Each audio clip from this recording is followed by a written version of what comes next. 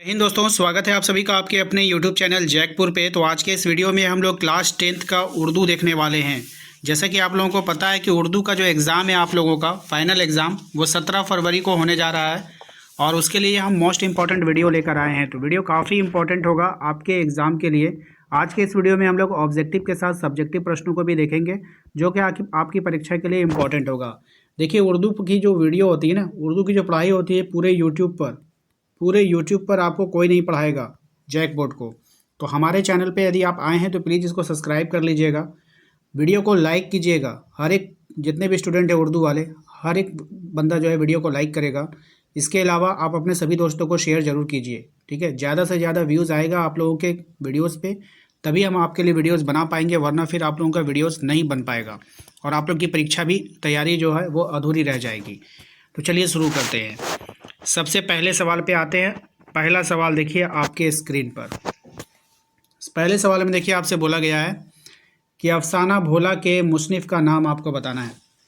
अब ये जो अफसाना भोला है इसके मुसन्निफ़ कौन है आपको बतानी है। मुसन्निफ़ का मतलब होता है लिखने वाला, राइटर। क्या होता है? लिखने वाला, यानी कि राइटर। तो अफसाना भोला इसको किसने लिखा था? तो इसको लिखा था राजेंद्र सिंह बेदी ने, यानी कि ऑप्शन नंबर ए, ठीक है। आइए क्वेश्चन नंबर 2 पे आते हैं। राजेंद्र सिंह बेदी की पैदाइश कब हुई थी? तो राजेंद्र सिंह बेदी की जो पैदाइश हुई थी ये आपको बतानी 1984 में, 1980 में, 1915 में या फिर 1982 में। तो इनकी जो पैदाइश हुई थी वो 1915 में हुई थी, ऑप्शन नंबर सी, ठीक है। अगले सवाल पे आते हैं क्वेश्चन नंबर 3 में कि अफसाना किस सदी की आगाज़ की पैदावार है, ठीक है। तो अफसाना कौन सी सदी की आगाज़ की पैदावार है आपको बतानी है। तो अफसाना जो है वो 20वीं सदी की आगाज़ की पैदावार है, ऑप्शन नंबर बी इसका यहाँ पे राइट आंसर हो जाएगा। क्वेश्चन नंबर 4 पे आते हैं। क्वेश्चन नंबर 4 में आपसे बोला जा रहा है कि सर सैयद अहमद खां की पैदाइश कहाँ हुई थी। सर सैयद अहमद खां की पैदाइश जो हुई थी वो कहाँ पे हुई थी आपको बतानी है। ऑप्शंस आपके पास है। राइट आंसर हो जाएगा आपका Delhi, option number A. Right answer क्या हो जाएगा? दिल्ली हो जाएगा। क्वेश्चन नंबर आते हैं हम लोग 5 पे। क्वेश्चन नंबर 5 में बोला जा रहा है कि गुजरा हुआ ज़माना के मुसन्निफ़ का नाम आपको बताना है। किसका नाम बताना है? गुजरा हुआ ज़माना के मुसन्निफ़ कौन है? ऑप्शंस आपके पास है। राइट आंसर इसका हो जाएगा आपका ऑप्शन नंबर ए, ठीक है, सर सैयद अहमद खां, ठीक है। क्वेश्चन नंबर आते हैं 6 पे। क्वेश्चन नंबर 6 में कहा जा रहा है सर सैयद अहमद खां की वफ़ात कब हुई थी, यानी कि उसकी मृत्यु जो है वो कब हो गई थी आपको बतानी है। तो उनकी जो मृत्यु हुई थी वो हुई थी 1898 में, ऑप्शन नंबर ए इसका यहाँ पे सही जवाब हो जाएगा। क्वेश्चन नंबर आते हैं 7 पे। क्वेश्चन नंबर 7 में कह रहा है कि कोज़ा के क्या माने होते हैं। कोज़ा के क्या माने होते हैं? तो कोसा के जो माने होते हैं वो गली होते हैं। क्या होते हैं? गली होते हैं, ऑप्शन नंबर 20 का यहाँ पे राइट आंसर हो जाएगा। क्वेश्चन नंबर आते हैं 8 पे। कह रहा है कि बिजली है ना मुजक्कर है या फिर मोन्नस है। अब ये जो बिजली है वो मुजक्कर है या फिर मोन्नस है, यानी कि स्त्रीलिंग है या फिर पुल्लिंग है, ये आपको पहचानना है, ठीक है। तो यहाँ पर देखिएगा तो जो बिजली वर्ड है आपका, ये आपका हो जाएगा मोन्नस। क्या हो जाएगा? मोन्नस हो जाएगा। बिजली क्या है? मोन्नस हो जाएगा। क्वेश्चन नंबर 9 पे आते हैं। तो क्वेश्चन नंबर 9 में कहा जा रहा है कि अफसाना नया कानून के मुसन्निफ़ का नाम आपको बतानी है। तो अफसाना नया कानून के मुसन्निफ़ का नाम क्या होगा बता देना है आपको। तो राइट आंसर इसका क्या हो जाएगा? वो हो जाएगा आपका शहादत हसन मंटू, ठीक है। क्या हो जाएगा? शहादत हसन मंटू।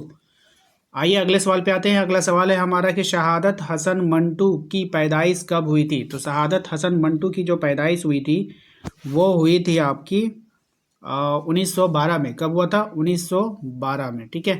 तो ये हो गया आपका ऑब्जेक्टिव जितना क्वेश्चन इसमें था, ठीक है।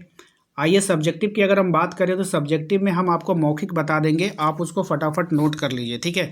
धीरे धीरे बोलेंगे, आशा करते हैं कि आप लोग उसको नोट कर लोगे, ठीक है ना। जैसे यहाँ पे क्वेश्चन कह रहा है आपसे कि भोला गीता शौक से क्यों सुनता था, ठीक है। भोला गीता शौक से क्यों सुनता था? तो भोला गीता शौक से इसलिए सुनता था कि वह कहानियों का शौकीन था। भोला गीता शौक से इसलिए सुनता था। इसलिए कैसे लिखेंगे? इस ऐसे लिखेंगे और लिए ऐसे लिखेंगे, हो जाएगा इसलिए। इसलिए भोला गीता शौक से इसलिए सुनता था कि वो कहानियों का शौकीन था। कहानियों का, कहानियाँ कैसे लिखेंगे पता है सभी को, कहाँ, है ना, कहानियों, कहानियों का क्या था, शौकीन था। शौकीन का स्पेलिंग भी हम आपको बता देना चाहते हैं, शौकीन इस तरह से लिखिएगा, शौकीन, ठीक है। वो कहानियों का क्या था, शौकीन था, ये बड़ी शीन रहेगी यहाँ पे, शौकीन था, ठीक है ना। था इस तरह से लिख लीजिएगा, था। तो इस तरह से इसको नोट करते चलिए आप लोग। फिर से रिपीट कर देते हैं, भोला गीता शौक से क्यों सुनता था, तो भोला गीता शौक से इसलिए सुनता था क्योंकि वो कहानियों का शौकीन था। और इसी में ऐड कीजिएगा, और गीता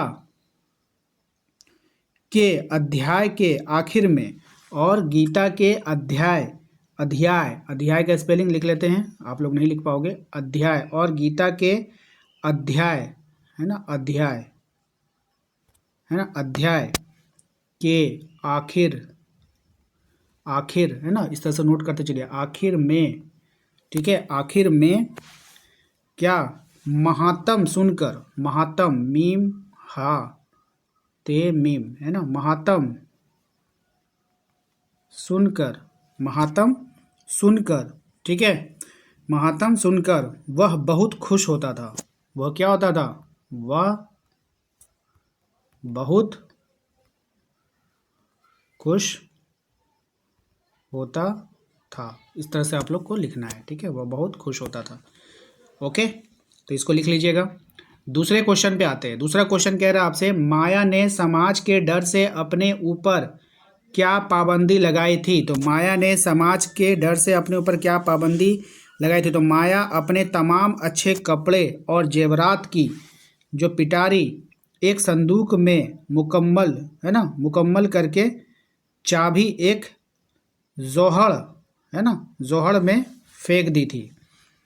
फिर से हम कह रहे हैं, लिखिए, माया ने अपने तमाम अच्छे कपड़े और जेवरात, माया ने अपने, ठीक है, अपने, अपने कैसे लिखेंगे, इस तरह से, है ना, अलिफ पे नूये ने, अपने, माया ने अपने तमाम, ते मीम अलिफ मा मीम, इस तरह से लिखिएगा, तमाम अच्छे, है ना, अच्छे, अच्छे कपड़े, है ना, अच्छे कपड़े का पेड़े, है ना, कपड़े, अच्छे कपड़े और जेवरात, है ना, क्या लिखेंगे, और जेवरात, जेवरात का स्पेलिंग जेवरात, इस तरह से लिखिएगा, ठीक है, जेवरात, जेवरात, है ना, और जेवरात क्या किया था, और जेवरात किसी पिटारी, है ना, किसी पिटारी एक संदूक, है ना, जेवरात किसी पिटारी,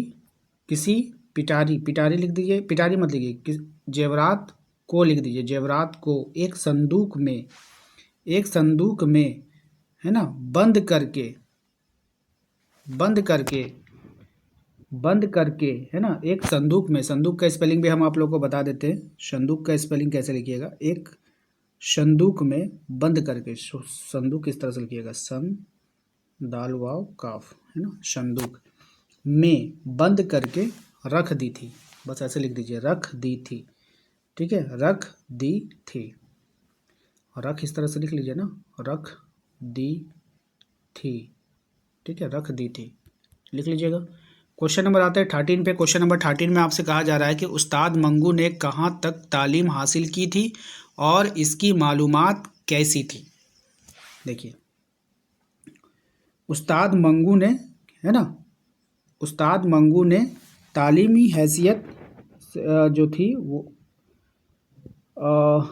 कहाँ तक तालीम हासिल की थी, ये पूछ रहा है ना। चलिए इसके आंसर को हम बताते हैं थोड़ा सा शॉर्ट में आप लोगों को। इसमें आप लोग लिखिए कि उस्ताद मंगू की जो तालीमात थी, तालीमी हैसियत सफ़र के बराबर थी। सफ़र मतलब होता है चलते फिरते लोगों को जो तालीम मिल जाती है एक दूसरे से, बस उसी के बराबर थी। तो उस्ताद मंगू की जो तालीम थी, उस्ताद मंगू की तालीमी हैसियत है ना, उस्ताद मंगू की तालीमी हैसियत, तालीमी कैसे लिखेंगे, तालीमी, है ना, तालीमी, तालीमी, तेगा यहाँ दे दीजिए नुक्ता, तालीमी हैसियत, हैसियत, हैसियत कैसे लिखते हैं, इस तरह से, हे, ये, शे, फिर ये, फिर ते, ठीक है सीयत, है ना। हैसियत जो थी सफ़र के बराबर थी, स्वात फेरे सफ़र के बराबर थी, ठीक है। ये लिख लीजिए आप लोग, बराबर थी। और इसने कभी स्कूल का मुंह भी नहीं देखा था। मुंह कैसे लिखेंगे? और इसने कभी स्कूल का मुंह, मुंह भी, यहाँ दुचस्मी है दे दीजिएगा, मुंह भी नहीं देखा था, ठीक है। क्या किया था? स्कूल का मुंह भी नहीं देखा था। लेकिन इसके बावजूद इसे दुनिया भर की चीज़ों का इल्म था। लेकिन इसके बावजूद इसे दुनिया भर की चीज़ों का इल्म था। बस ये इसका आंसर हो जाएगा, ठीक है। देखिए मुझे टाइम नहीं मिला आप लोगों के लिए आंसर लिखने का, इसलिए मौखिक लिखा रहा हूँ। लिख लीजिए क्योंकि एग्ज़ाम काफ़ी नज़दीक है।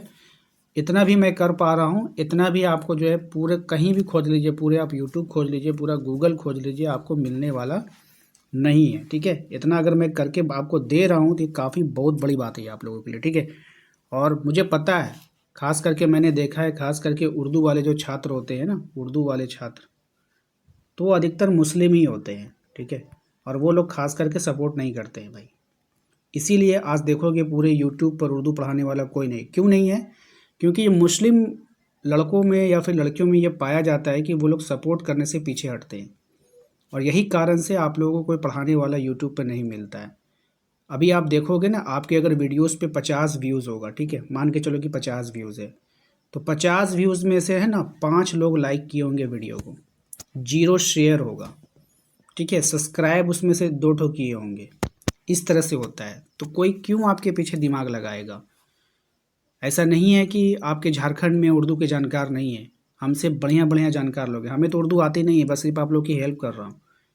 टीचर लोग बैठे हैं उर्दू पढ़ाने के लिए, लेकिन आप लोग सपोर्ट नहीं करते हो ना, तो किसी की हिम्मत नहीं होती भाई। बहुत मेहनत लगता है, एक वीडियोस को बनाने में 2 घंटे का समय लगता है। कोई क्यों बनाएगा आपके लिए 2 घंटे का वीडियो? वीडियोस को बनाना पड़ता है, उसे अपलोड करना पड़ता है, बहुत मेहनत लगती है बाबू, ठीक है। फिर भी चलो, मैंने साल भर आप लोगों को नहीं पढ़ाया, तो 20 दिन बचे आपके एग्ज़ाम के, तो मैंने सोचा कि चलो एक एक वीडियो दे दूंगा, कुछ आप लोगों की हेल्प हो जाएगी, पास हो जाओगे। चलो हम क्या कर सकते हैं, जो होगा मंजूर खुदा होगा। मंगू कोचवान अंग्रेज़ों से क्यों नफरत करता था? अब देखिए, अंग्रेज़ों का चेहरा देख लेने से ही उसे मतली सी आ जाती थी, है ना। मतली मतलब सोचते उल्टी सी आने लगती थी, तो मतली सी आ जाती थी। वो कहता था कि इनके लाल चेहरे भरे चेहरे जो देखकर मुझे वो लाश याद आ जाती है जिसके जिस्म पर से ऊपर की झिल्ली गल गल कर झड़ रही है। यानी कि उसको ना गुस्सा आ जाता था। ऐसा क्यों होता था? उसको गुस्सा इसलिए आता था क्योंकि वो डरता था ना। हाँ, मतलब कि उनको ना आज़ादी के जो लोग हुआ करते थे ना, तो उसको मतलब कि बहुत सताया जाता था उस समय। तो ऐसा होता था उन लोगों के साथ, ठीक है।